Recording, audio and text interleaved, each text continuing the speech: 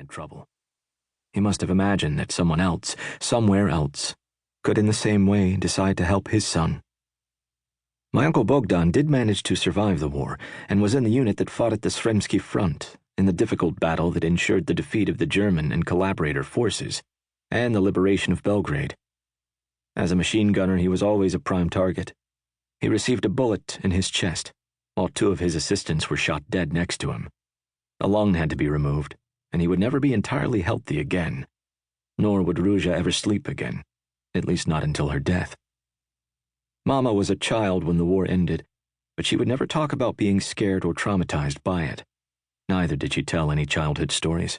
There were few adventures. She had few animal or human friends. She did not even get into trouble with her siblings. Narratively speaking, Mama did not have a childhood. First she was in the war, the littlest of the kids, and then, with the end of the calamity, a moot but exciting future opened up for her, and she had to leave her childhood behind. In 1948, when she was merely 11, she moved to attend middle school in Bijeljina, 5 miles and very far away from her village. She lived in a rented room, taking a train back home every weekend.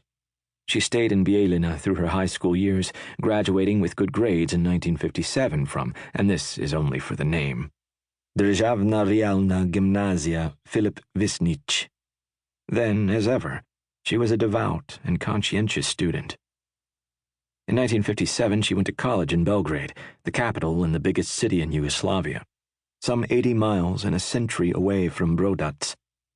She had first resided with 3 other young women in a dorm room in Studentski Grad, Student City. She subsisted on a modest stipend, with little money and few possessions. But she had fun, and still likes to reminisce about the beauty of communal youth, about the ethos of sharing everything, meals, clothes, experience, about the sense that, despite manifest poverty, there was nothing lacking. There were dances, igranka, at the university cafeteria, featuring one Mirko Schutz and his rock and roll band. She would sometimes go to 2 dances in a single night. U.S. movies played in the theaters, if with several years' delay. Esther Williams reigned. 3 Coins in the Fountain was a blockbuster, and the song from the movie was enthusiastically sung by the youth in their, shall we say, limited English. Cowboyski filmovi, cowboy films in general, and John Wayne in particular were beloved. To this day, Mama, ever prone to passing out before a TV, stays awake for Rio Grande or Rio Bravo or Red River. Soviet movies could be seen too. The Cranes Are Flying, a post-Stalinist Soviet film about love and war and rape, would make an entire theater sob in unison. They also watched Yugoslav movies, as the country's cinema was going through one of its golden periods. The plot of Ljubav I Moda, Love and Fashion, for instance, revolved around the young people organizing a fashion show to fund their gliding club.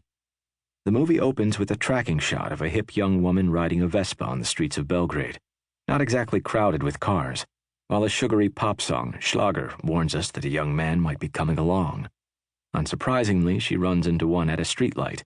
In no time, he tells her that she should be in the kitchen and not on the Vespa, calling her a motorized schizo girl. She calls him a brute, and love is as imminent as fashion.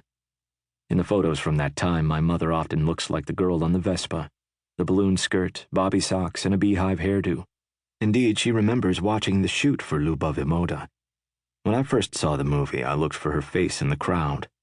The movie features not only young, well-dressed women and men laughing, flying gliders, and addressing one another as comrade, but also Yugoslav pop stars arbitrarily breaking out into badly lip-synced songs, one of them containing the immortal line, "Because fashion is the whipping cream and love is the ice cream." Jer moda tu je šlag, a ljubav sladoled.